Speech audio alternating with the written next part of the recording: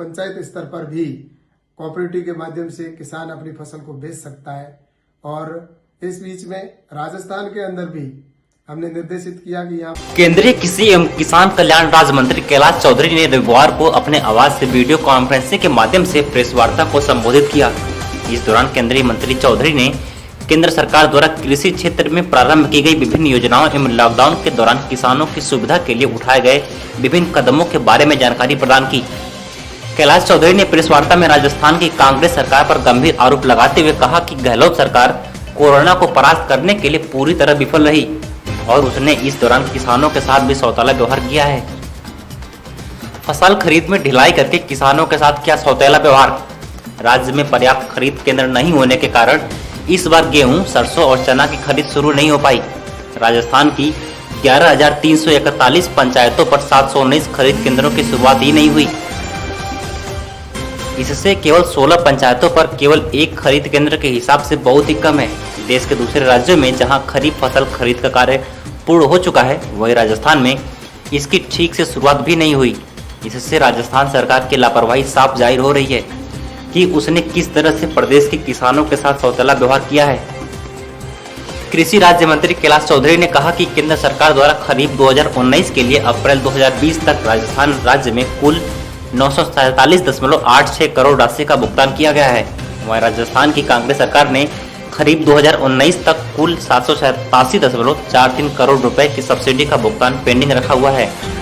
इसमें खरीफ 2018 के 46.54 करोड़ रुपए, रबी के 2018-19 के 24.89 करोड़ रुपए और खरीफ 2019 के 716 करोड़ रुपए की स्टेट सब्सिडी रिलीज नहीं की।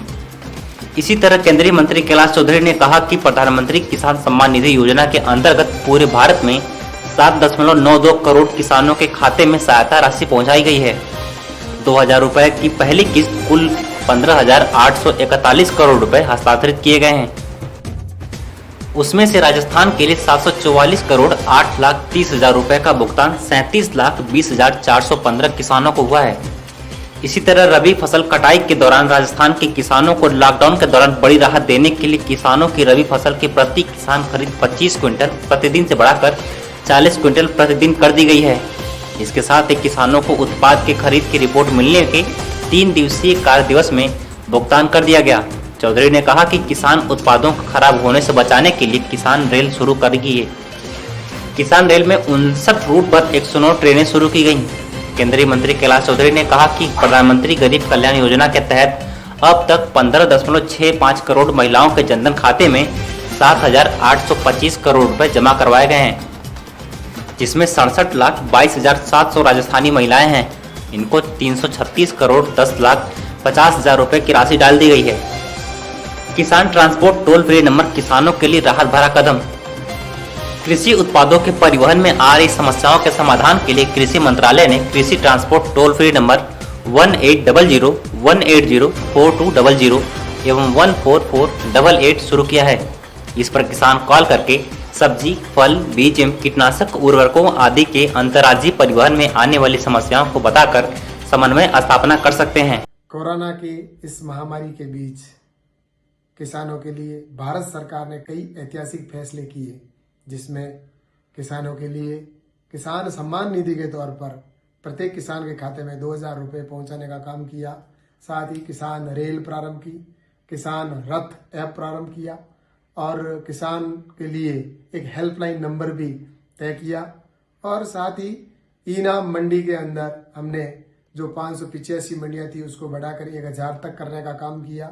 और साथ ही किसानों के लिए एक जो खरीद का सबसे बड़ा विषय था, तो हमने समय पर खरीद भी प्रारंभ की और ऋण के लिए जो 1 मार्च का समय था उसको बढ़ाकर हमने 31 मई तक का समय किया गया। और बहुत ही अच्छा निर्णय ये हुआ कि पंचायत स्तर पर भी कोऑपरेटिव के माध्यम से किसान अपनी फसल को बेच सकता है। और इस बीच में राजस्थान के अंदर भी हमने निर्देशित किया कि यहाँ पर हर जगह कोऑपरेटिव के माध्यम से खरीद प्रारंभ हो, लेकिन वहाँ पर किसानों की समस्या आ रही है कि खरीद केंद्र पर अभी खरीद शुरू नहीं हुई है। तो मैं सोचता हूँ कि अब तुरंत वहाँ पर खरीद केंद्र अधिक से अधिक खोलने चाहिए। और साथ ही जो फसल बीमे का पैसा है लगभग 800 करोड़ रुपए राजस्थान सरकार के बाकी हैं। अगर वो आ जाएंगे तो राजस्थान के किसान को एक बहुत बड़ा लाभ मिलेगा, जिससे कि लगभग 18